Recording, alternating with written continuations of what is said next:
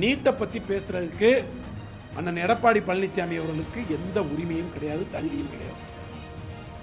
நீங்க அமித்ஷா அவர்களும் மோடி அவர்களும் சொல்றதை நம்ப முடியுமா? நீட் தேர்வை ரத்து செய்கிற அதிகாரம் ஒன்றிய அரசுக்கு தான். தமிழ்நாட்டில் இருப்பவர்களை அநாகரிகமானவர்கள் சொன்னார். அவர் என்ன சொல்லியிருக்காருன்னா, மாண்புமிகு துணை முதலமைச்சர் அவர்கள் குறித்து தான் பேசியிருக்காரு. அதில் சூடு சோரணையை பற்றியெல்லாம் பேசியிருக்காரு. யார்? எதிர்க்கட்சி தலைவர். சூடு சோரணையை பற்றி யார் பேசியிருக்காருன்னா, எதிர்க்கட்சி தலைவர் அதிமுகவுடைய பொதுச் செயலாளர் மதிப்பிற்குரிய எடப்பாடி பழனிசாமி அவர்கள் பேசியிருக்கார். அவருக்கு இருந்திருந்தால் நீட் தேர்வு தமிழ்நாட்டுக்கே வந்திருக்கார்.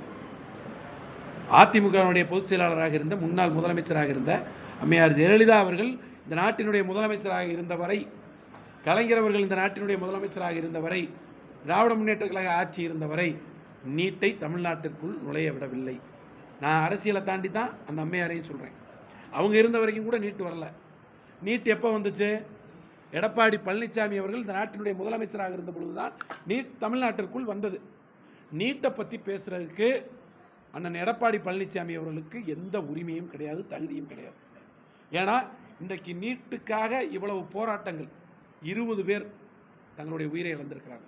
இந்த 20 பேர் உயிரிழந்ததை பற்றி அவர் பேசுகிறார். 20 பேர் உயிர் போனதுக்கு காரணமே நீங்கள் தான். நீங்கள் அன்றைக்கி தமிழ்நாட்டுக்குள்ளே நீட்டை விடலைன்னா இன்றைக்கி 20 உயிர் போயிருக்காது. அனிதாவில் ஆரம்பித்து இன்றைக்கி வரைக்கும் 20 உயிர் போயிருக்காது. இது இப்போ எதனா எதிர்க்கட்சி தலைவர் அவர் அடுத்த தேர்தல் இருக்குன்னா 8 மாதத்தில் தேர்தலுக்கு அவர் ஒரு ஸ்டண்ட் அடிச்சுக்கிட்டு இருக்கார். நீட்டை தமிழ்நாட்டுக்குள்ளே கொண்டு வந்து விட்டது அவர் தான். மின்கட்டண உயர்வை பற்றி அவர் பேசுறதுக்கு அவருக்கு தகுதியே கிடையாது. சொல்கிறாரு, நடந்தால் தானே அவர் சொல்கிறாரு. நீங்கள் அமித்ஷா அவர்களும் மோடி அவர்களும் சொல்கிறத நம்ப முடியுமா? வக்பு திருத்த சட்டத்திலே அவங்க சொல்கிறாங்க, நாங்கள் இஸ்லாமியர்கள் அல்லாதவர்களை எப்போ சொன்னாங்க? சட்ட திருத்தம் வந்ததுக்கு பின்னாடி அவர்களோடு கூட்டணியில் இருக்கக்கூடிய தலைவர்கள் எதிர்ப்பு தெரிவித்ததன் காரணமாக அதுலேயும் நாங்கள் சில மாற்றங்கள் செய்வோம்னு சொல்கிறாங்க. சார், ஒரே ஒரு விஷயம் சார், நீங்கள் ஏமாத்துறவங்க ஏமாற்றிக்கிட்டே தான் இருப்பாங்க. ஏமாறுறவங்க இருக்க வரைக்கும் ஏமாத்துறவங்க ஏமாற்றிக்கிட்டு, நம்மளை ஏமாறுகிறவர்களாக அவர்கள் ஏளனமாக நினைத்து கொண்டிருக்கிறார்கள். நான் கேட்குறேன் ஒரே ஒரு விஷயம், ஒன்றிய அரசினுடைய ஒரு அமைச்சர், இந்த ஒன்றியத்தில் அங்கம் வகிக்கிற ஒரு மாநிலம் தமிழ்நாடு. தமிழ்நாட்டில் இருப்பவர்களை அநாகரிகமானவர்கள்னு சொன்னார். சொல்லிட்டு மன்னிப்பு கேட்குறாரு, அது வேற பிரச்சனை. ஆனால் அவருடைய தமிழ்நாட்டின் மீதும் தமிழர்கள் மீதான அவர்களுக்கு இருக்கக்கூடிய இழிவான அந்த பார்வை, அந்த உள்ளுணர்வை தான் அது காட்டுது. அது நீங்கள் இது நீங்கள் வந்தால் தான், எதுவும் நடைமுறைக்கு வந்தால் தான் உறுதியாக சொல்ல முடியும். அது வரைக்கும் நம்ம அவர் சொல்கிறார், ஏன் நான் கேட்குறேன், சொல்கிறார்ல, பாராளுமன்ற கூட்டுக்குழு இருக்குல்ல, கூட்டுக்குழுவில் இது முறையாக விவாதிக்கப்பட்டதா? இந்த கேள்விக்கு பதில் சொல்லுங்க. கூட்டுக்குழுவில் முறையாக இது விவாதிக்கப்பட்டதா? விவாதிக்கப்படலைல. கூட்டுக்குழு கொடுத்த அத்தனை அறிக்கைகளையும் ஏற்றுக்கொண்டு இந்த சட்ட திருத்தம் வந்திருக்கா? இல்லைல்ல. அவங்க எத்தனை சட்ட திருத்தம் சொல்கிறாங்க? அவங்க என்ன சொல்கிறாங்க? 44 திருத்தங்கள் தான் கொண்டு வந்திருக்கோம்னு சொல்கிறாங்க. ஆனால் 115 திருத்தங்கள் இதில் இருக்குது. நல்லா நீங்கள் தெரிஞ்சுக்கிறணும், இது இன்விசிபிளாக இதில் 115 திருத்தங்களை கொண்டு வந்திருக்காங்க. நாங்கள் அதெல்லாம் வெளியிட தயாராக இருக்கோம். 44 திருத்தங்கள் தான் சொன்னாங்க, ஆனால் 115 திருத்தங்கள் இதுக்குள்ளே இருக்குது. சில விஷயங்களை நீக்கியிருக்காங்க, சில விஷயங்களை இணைச்சிருக்காங்க. அதில் பார்த்தீங்கன்னா சில புதிய கருத்துருக்களை அதில் கொண்டு வந்திருக்காங்க. ஆக இப்படி பார்த்தீங்கன்னா சொல்கிறது ஒன்று, செய்கிறது ஒன்றா இருக்குது. அப்போ இதை மட்டும் எப்படி நம்ப முடியும்? நம்ப முடியாது. ஒன்றிய பாரதிய ஜனதா அரசை யாரும் நம்ப முடியாது. பழனி மாவட்டம் பிரிப்பது, அதாவது தேர்தலில் பழனி மாவட்டம் பிரிப்பது என்பது நிதி நிலையை பொறுத்து தான். அது முதலமைச்சர் எடுக்கிற முடிவு.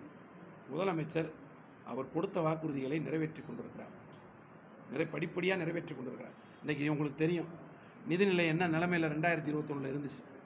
இன்றைக்கு பார்த்தீங்கன்னா, இன்றைக்கி பார்த்துருப்பீங்க பத்திரிகையாளர்கள் நீங்கள், இன்றைக்கி தமிழ்நாட்டினுடைய ஜிஎஸ்டிபி பார்த்துருப்பீங்க, 17 லட்சம் கோடி அதிகரிச்சிருக்கு.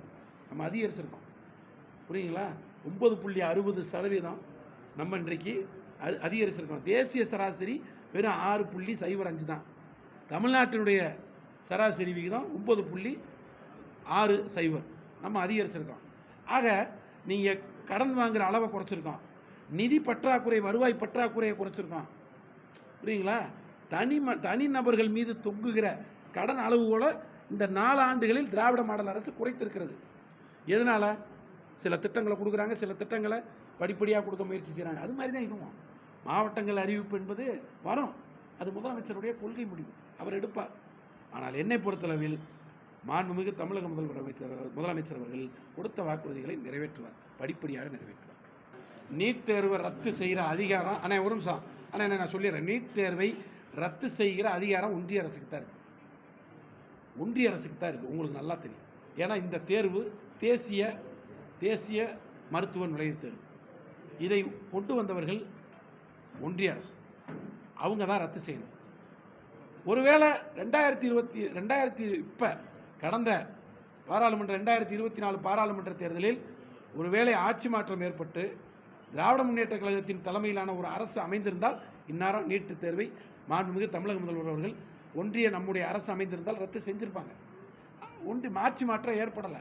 மீண்டும் பாரதிய ஜனதா அரசே கூட்டணியை அவங்க எப்படின்னா, நீங்கள் இப்போ பார்த்தீங்கன்னா மைனாரிட்டி கவர்மெண்ட்டாக வந்துட்டாங்க, கூட்டணி கட்சிகளோடு ஆதரவோடு ஆட்சிக்கு வந்துட்டாங்க. அதனால தான் அழுத்தம் கொடுக்க போராடிக்கிட்டு இருக்கோம். அந்த அழுத்தத்திற்கு அங்கே செவிசாய்க்கவில்லை என்பதால் தான் இதை சட்ட ரீதியாக மேற்கொள்வதற்கு என்ன வழி என்கிற முயற்சியை முதலமைச்சர் இன்றைக்கு எடுத்திருக்கிறார்.